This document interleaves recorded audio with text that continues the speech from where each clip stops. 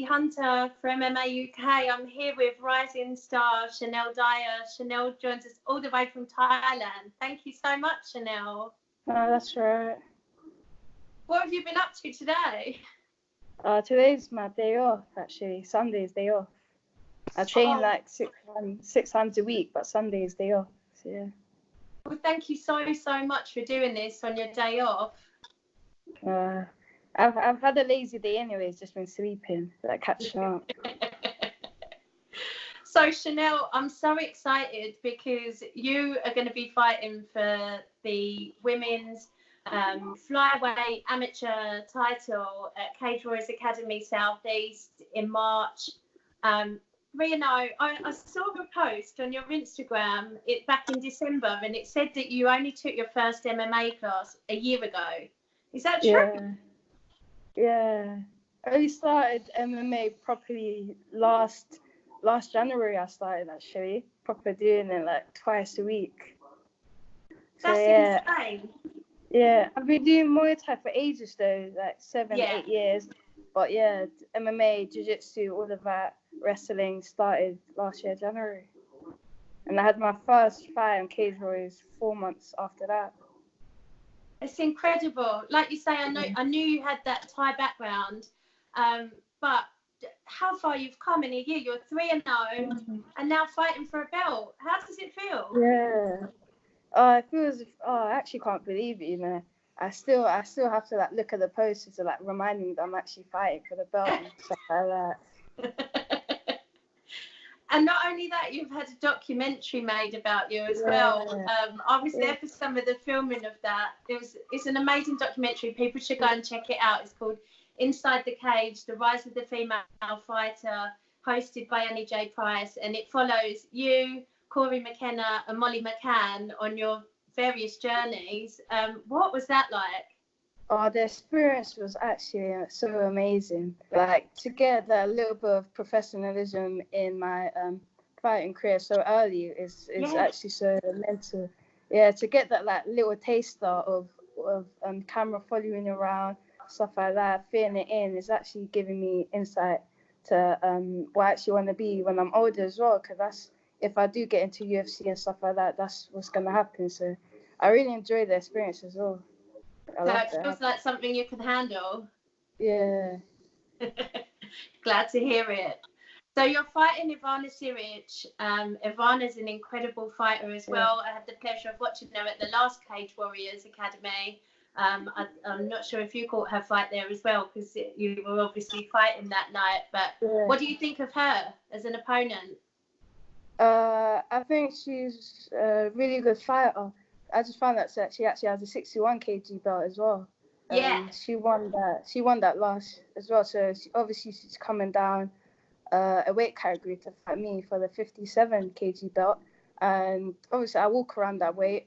But in Thailand, I've been eating well, training, so I have put on a little bit of weight. So it's gonna be a good fight as well. She's really experienced as well, jiu-jitsu. So she's gonna try to take me down as usual, as all my opponents. So I've been training jiu-jitsu and wrestling, takedown defense, wall control, all my time in Thailand here. I've done like 2 Thai classes, but I've done like jiu-jitsu like 6 times a week. So really grinding. That's amazing. I was going to ask you about that because I imagined obviously the Thai boxing is amazing out there, but I wasn't sure what the other disciplines would be like. You're training at AKA, aren't you? Yeah. So it's really great gym, top fighters. You're in with the best, training with the best. So yeah, it's great. And how is the wrestling out there? Wrestling. The wrestling is really good. I get beat up by like 14, 15-year-old black belts wrestling. So yeah, it's literally. But yeah, it's good. I've improved.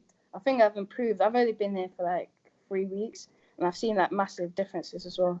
So really? Well. Yeah. And how long are you out there for in total? How long am I in Thailand for? Yeah. I come back obviously for Cage Warriors. I'm staying for about 3-4 weeks, depending.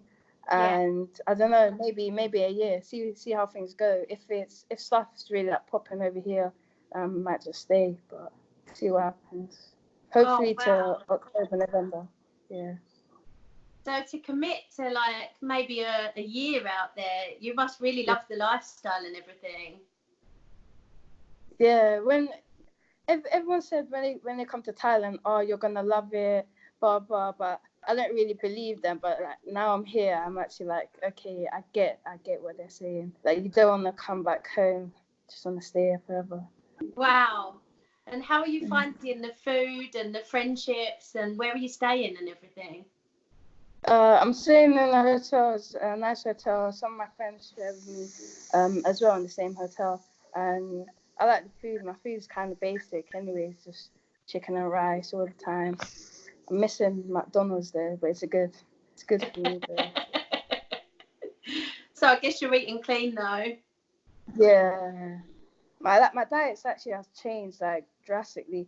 Because before I used to eat bad food when I was in England. Just pop to chicken and chips or and stuff like that. But here, just you can get like 4 nice healthy meals for like £1. So yeah. I was going to ask how you're affording to live out there, like in a hotel. Is it pretty cheap to stay out there? It is cheap to stay out here, but I got sponsorship with AKA. So I think that I pay for the hotel for 3 months, and then they will pay for it afterwards, depending if they want me to stay or so. That's incredible. So you've kind of won one of their scholarships. Yeah. They're really difficult to get as well, aren't they? There's like so many people apply for them for such a few places. Yeah.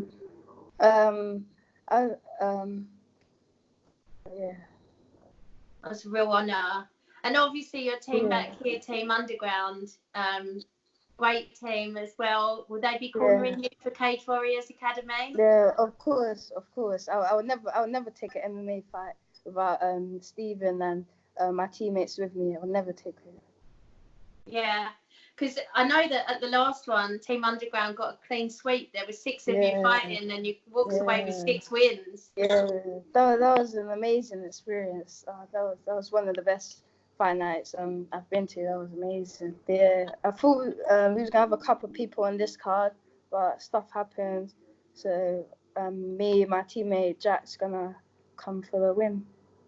Yeah, so Jack is fighting Che Veal for the bantamweight amateur belt as well. So potentially 2 belts coming home with you guys that night.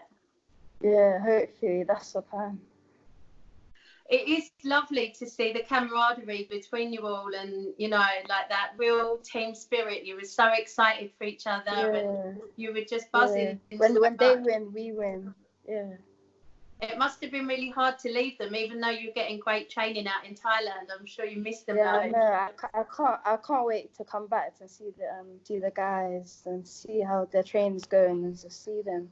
Like that's the only downside of being here. That's the only really reason I'll come back to London. Why I missed it, just my gym, my teammates, seeing them missing out on stuff, seeing them go to fights, fighting, and I really want to be there, watch them, but. Yeah, I'll be back anyways.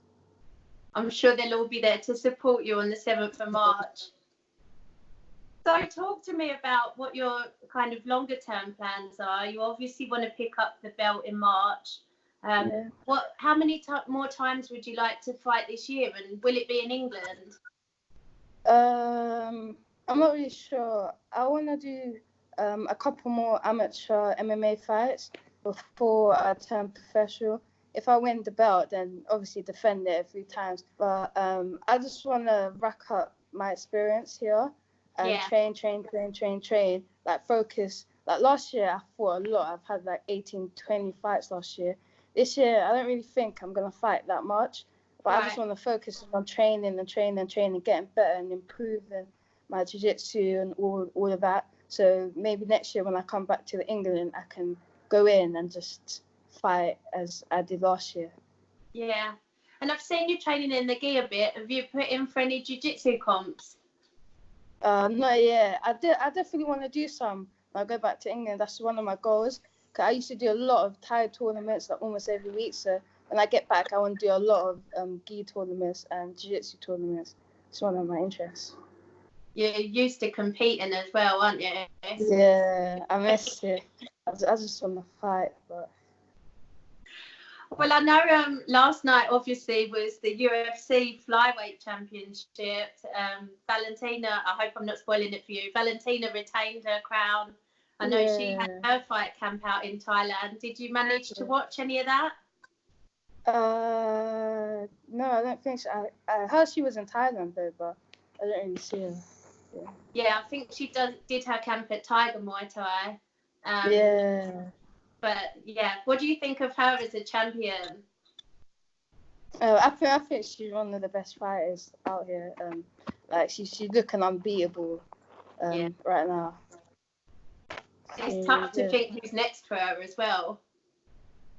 And in I don't know. She seems the type of person that'll just take anyone out in front of her, anyone they'll give her.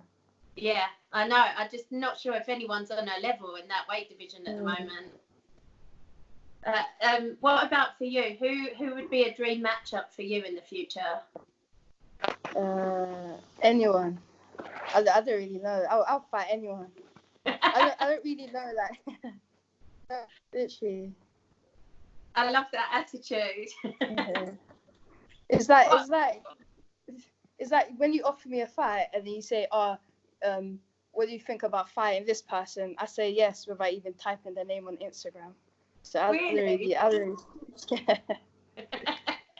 do the research after I say yes to the fight. So I'll fight anyone. But what about, do you have coaches that would stop you if it was somebody who had loads more experience than you? Do you have anyone who'd say, Shanelle, you can't take that fight? I'll still try to take it anyway. But yeah, they're understanding as well, and especially because I'm amateur in MMA and I was amateur in Muay Thai as well. It's all about experience. So even if I did have a loss, then I can build up and see what to improve in for the next time. That's very true. So do you think you'll have a different attitude when it's your pro career and then you need to be a bit more careful about your record? Yeah, definitely. Obviously, I won't be fighting as much when I'm pro, and I'll have longer fight camps dedicated on that one person, so I can eventually beat them. But I still think I'll fight anyone when I'm pro. I've got a feeling you will as well. And what about role models in the sport? Anybody that you look up to or would like to emulate?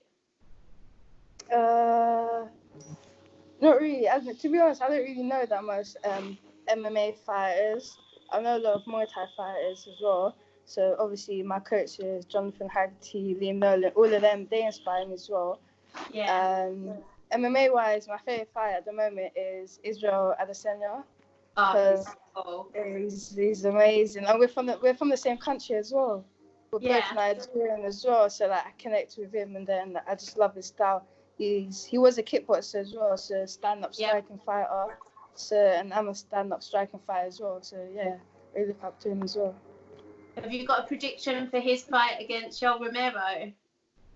Oh, I think we'll knock him out. Wow. Yeah. What round? Round 2. Oh, that would be. I think he'll let him off in round 1. We might just go at him from the bell and just take him out. Yeah, no, that would be a major achievement. I don't think Yoel's ever been finished, but Adesanya's doing some incredible things right now. Yeah. Well, Shanelle, thank you so much for taking the time to do this. I think what you're doing is amazing. Going out there and just dedicating yourself to your sport and grinding and just all of your time just trying to be the best version of yourself that you can be when you go back to the cage. And it's just, I love to see young amateurs putting this much into it. It makes me so excited for the future, and I can't wait to see you in March. Yeah, I can't wait to see you as well. Can't wait. Brilliant. Thank you so much, Shanelle. Good luck with the rest of Champ Camp, and I will see you in March. Thank you. Thank you. Yeah.